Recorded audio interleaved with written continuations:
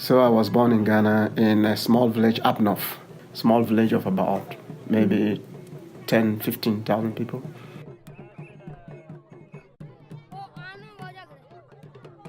He put all of us in school. I have three brothers and one sister. And at that time, to put kids in school, they were better off taking care of the animals in the farm.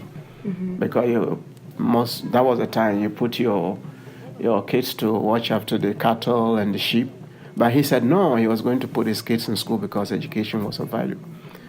So he put all of us in school, and he got criticized for that, but then he stood. And two brothers, they became teachers. We are kind of teachers in the family. Now my nieces and nephews, they are all teachers. And the school, we had to walk to school. But fortunately, the school was in my village. I mean, it wasn't far, but others walked about 5 miles. And then we had 3 classrooms, made for 6 classes. When we got out of school, like weekends, we had to walk to the farm. Yeah, and of course, we also did kind of gardening. Like I like gardening. My dad would bring me to the garden, and then I would water the garden and get the vegetables ready.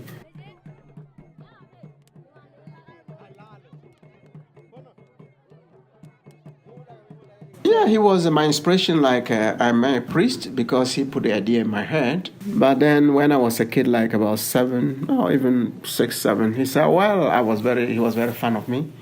He wanted me to be I'm a little boy. I want him to grow up to be a priest. So whenever the priest came to the church, I watched them. And then I went to see the bishop because he lived close to the high school. And then he said, well, you can do what you want, but for me, if you go and be a priest, possibly you can also be a medical doctor. So I think that was so I went to be a priest, and I don't really regret it. I enjoy it. I love it.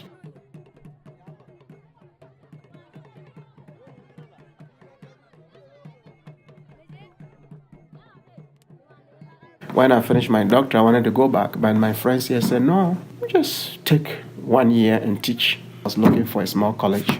That's how I ended up in Villa. I felt like, I was being called to minister outside my own country. So I live in a church here, and I minister to them, preaching and doing the masses. Mm-hmm. But then I also wanted to teach and work with young people. There is some need, and there is some need for cultural exchange, different experiences, and I don't regret it. I still have a calling to draw the best out of people. Investing in human beings, in people, especially young people, even from Ghana or anywhere else. People who are very bright, out of one reason or the other, they may drop out of school, not because they are stupid.